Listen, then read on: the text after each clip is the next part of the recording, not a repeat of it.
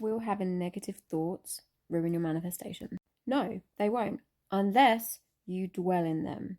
So I want you to look at negative thoughts like a chair. Okay, you walk into a room and there's two chairs. I know I've done this analogy before, but there's new people here that may have not heard it. So I'm going to share it again because it really helped me when I needed to understand that your negative thoughts are not your enemy. And I'll explain. So you're in a room, you've got two chairs. One chair represents your new story, your better thoughts, your positive thoughts, your thoughts that match the reality you want. The other chair represents your old story, your shitty beliefs, etc., etc. So sometimes you may find yourself in that chair having those thoughts.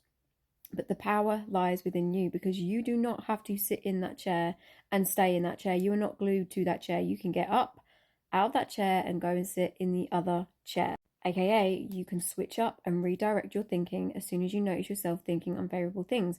And if you notice a pattern with unfavorable thoughts and these thoughts that keep coming up, this is telling you that you still hold a belief about something. So if you get triggered by something external in your 3D world, and there's some circumstances that are making you feel some kind of way, you can look at that and use that to your advantage to find out what your subconscious programming is, what your belief is, and use that to change that story. So say you get triggered because, I don't know, your SP is talking to another girl, okay? And that's making you feel like, oh my God, why is he talking to another girl? Oh my God, I bet he wants her and doesn't want me. That could, come down to a belief of I'm never chosen. People always leave me. I'm not that person that gets chosen.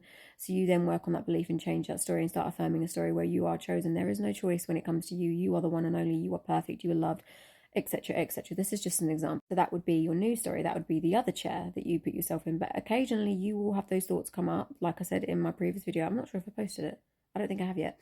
About resistance. Resistance is completely normal, and having resistance is not a bad thing because it's showing you that something is actually going on underneath the surface. So people get so afraid of their shitty thoughts and they panic and think, oh my God, this is going to manifest, that's going to manifest, this is going to... No. If you dwell in it and you start thinking, oh my God, it's going to manifest, then you're feeding that thought, you're giving power to that. And it's like you're stuck to that chair when you could literally just get up and walk to the other chair. AKA, you could just change your mind and start affirming your new story. That is all that you have to do. Affirm your new story, persist in that new story, stay consistent with that new story. If you find yourself in that unfavorable seat, get up out of that seat, go sit in the other seat, affirming the new story. And your 3D world has no choice but to match your new assumptions. If you are assuming that you are chosen, you are good enough, you are the only choice, your 3D world and everyone in it is going to reflect that by behaving accordingly, speaking to you accordingly, treating you accordingly, okay?